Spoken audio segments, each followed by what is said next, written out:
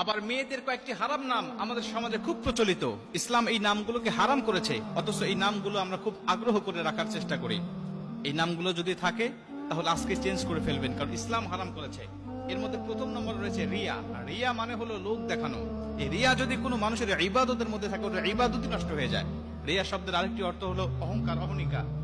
এটা যদি বাস্তব জীবনের উপরে প্রভাব পড়ে, বিশ্বনবী বলেছেন মানুষের নামের অর্থ, নামের প্রভাব তার বাস্তব জীবনের উপরে প্রভাব পড়ে, যার কারণে এটা দুনিয়া আখিরাত ভালো নাম হলে উজ্জ্বল করে দেয়, যদি এটা খারাপ নামের অর্থ বহন করে তাহলে দুনিয়া আখিরাত নষ্ট করে দেয়।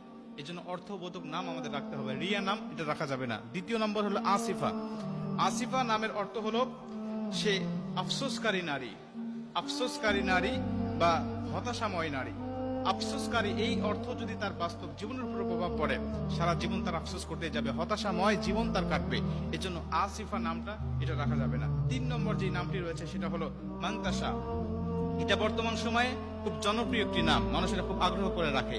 আগ্রহ করে রাখার পিছনে একটি কারণ আছে, সেটা হলো এর আবিধানিক যে আরবি অর্থটা আছে এটা আমরা অনেকেই জানি না। গুগলে সার্চ দিয়ে আমরা অর্থ খুঁজি, অর্থ দিয়ে মান্তাসার অর্থ খুঁজতে গেলে গুগল বলবে এর অর্থ হলো যে সে হলো গুরুত্বপূর্ণ বা মূল্যবান, এর অর্থ আসবে গুগলে। কিন্তু প্রকৃত আরবি অক্ষর আল্লাহ পাক সূরা আল ইমরানের মধ্যে বলে দিয়েছে কত ইজ্জু মান্তাসা ওয়া তুযিল্লু মান্তাসা বিয়াদিকাল খায়র।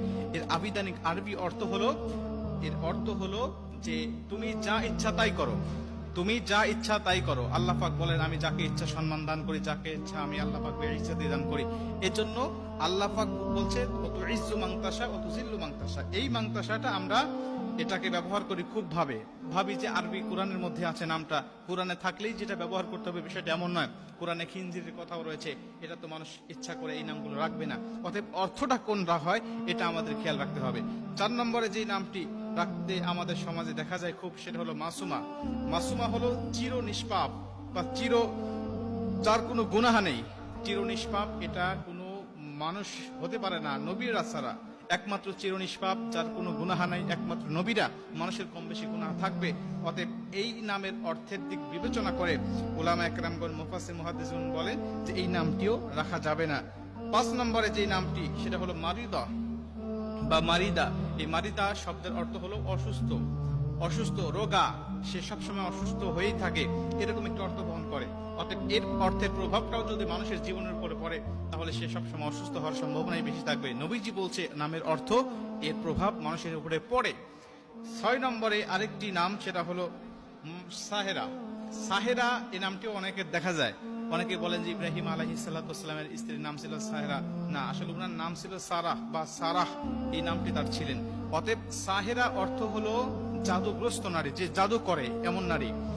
নবীজি পবিত্র হাদিসের মধ্যে এবং আল্লাহ পাক কোরআনের মধ্যে বিভিন্ন জায়গায় এই জাদুগ্রস্ত নারীদের ব্যাপারে কথা বলেছেন এবং তাদের উপরে অভিশাপ করা হয়েছে। অতএব সাহেরা নামটি রাখা আমাদের উচিত হবে না। এবং 7 নম্বর সেটা হলো আসিয়া।